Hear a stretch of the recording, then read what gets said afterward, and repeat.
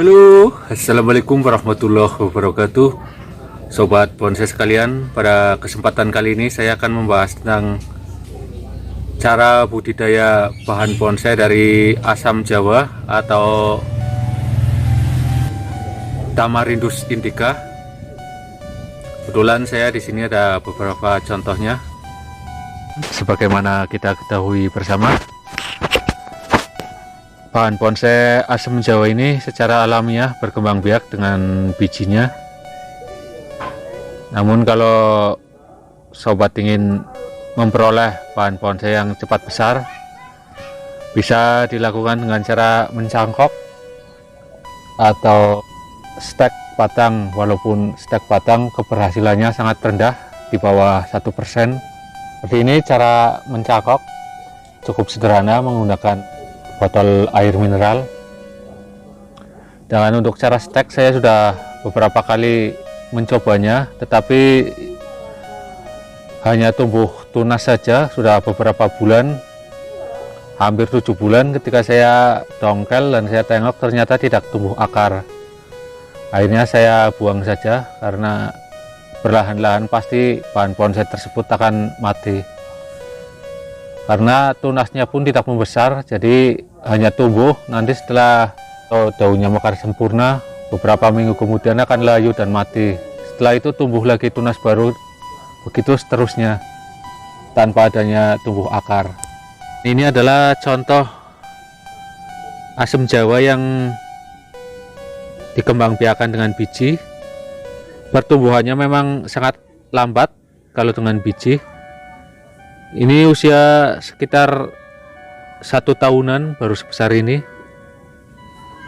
Dan untuk mensiasatinya agar cepat besar bisa dilakukan dengan cara penggabungan. Nah, ini saya sedang mencoba menggabungkan beberapa bibit bonsai yang hanya sebesar lidi.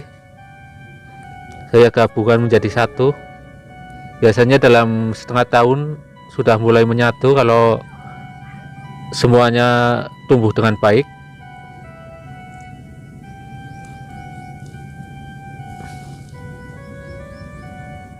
Kalau ingin lebih cepat besar lagi, sebaiknya sobat bonsai yang ingin menggabungkan bibit asam jawa ini, pergunakanlah bibit asam jawa yang lebih besar lagi. Misalkan sebesar batang rokok, itu bisa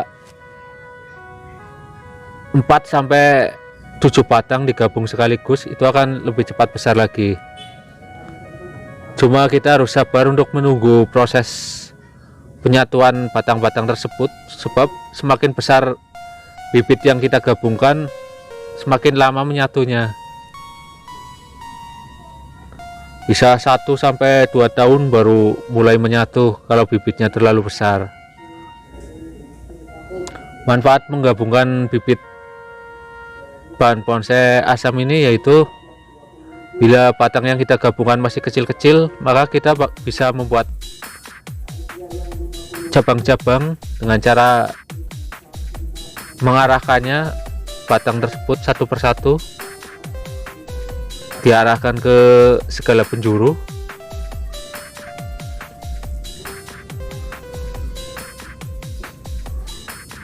Satu bibit dijadikan satu cabang, kemudian bibit selanjutnya ditekuk lagi dijadikan satu cabang, terus dan setiap ada satu bibit yang dijadikan satu cabang, di atasnya diikat lagi dengan kawat biar menyatu yang lainnya terus sampai ke pucuknya. Dan kalau kita menggunakan bibit yang sudah cukup besar untuk digabungkan, maka akan sangat sulit untuk mentekuknya seperti ini. Jadi yang paling ideal adalah ini, bibit yang digabungkan ini yang baru sebesar batang korek atau batang lidi. Jadi kita bisa menggunakan lebih dari 10 batang sekaligus untuk dijadikan satu bahan bonsai. Ini saya menggunakan 15 bibit sebesar batang lidi, tapi yang hidup sekitar 12-an dan yang lainnya mati, mungkin karena waktu didongkel akarnya ada yang lecet Nah, ini adalah pohon bonsai asam Jawa yang berumur sekitar 2 tahunan.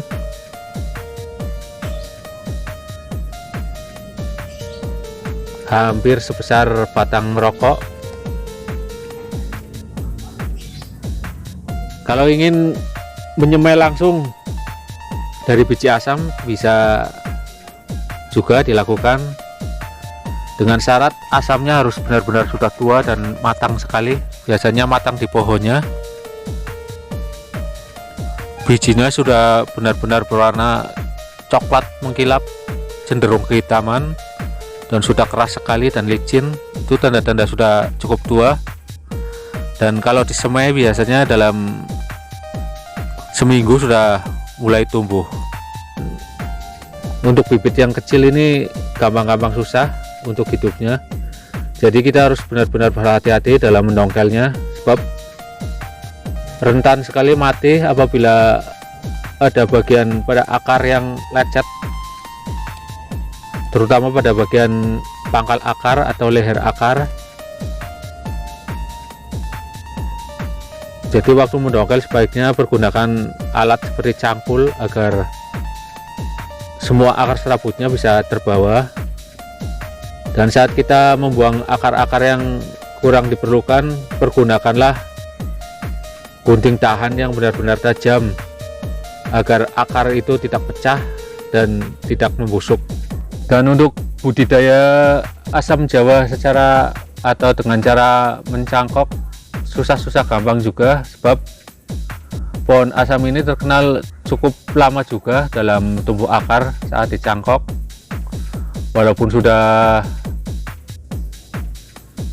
diberi perangsang akar, ini sudah hampir 2 bulanan namun belum nampak ada akar. Berbeda dengan bahan bonsai lainnya, biasanya dalam 1 bulan saja sudah cukup banyak terlihat akar-akarnya. Jadi harus benar-benar sabar, apalagi kalau musim kemarau. Kita harus sering-sering menyiramnya agar tetap basah dan lembab, tapi jangan terlalu becek, sebab akar juga tidak akan tumbuh bila media cangkoknya terlalu becek. Adapun keuntungan dari cara mencangkok bahan asam Jawa ini yaitu kita langsung dapat mendapatkan bahan bonsai yang berukuran besar sesuai yang dengan kita inginkan. Kita juga bisa memilih motif atau nanti gaya bonsai yang seperti apa. Kita bisa memilih cabang-cabangnya, mau yang lurus mau yang berkelok-kelok, bisa kita pilih. Terus nanti juga akarnya akan melingkar, biasanya tumbuh melingkar, jadi akan menghasilkan perakaran yang bagus dan indah. Akar dari hasil cangkokan biasanya akan cepat sekali besar, berbeda dari hasil dongkelan. Pertumbuhan akarnya cukup lama juga. Memperbanyak bahan bonsai asam Jawa dengan cara stek. Untuk iseng-iseng boleh dicoba saja, barangkali nasibnya lagi mujur bisa tumbuh akar. Kesempatannya cukup kecil,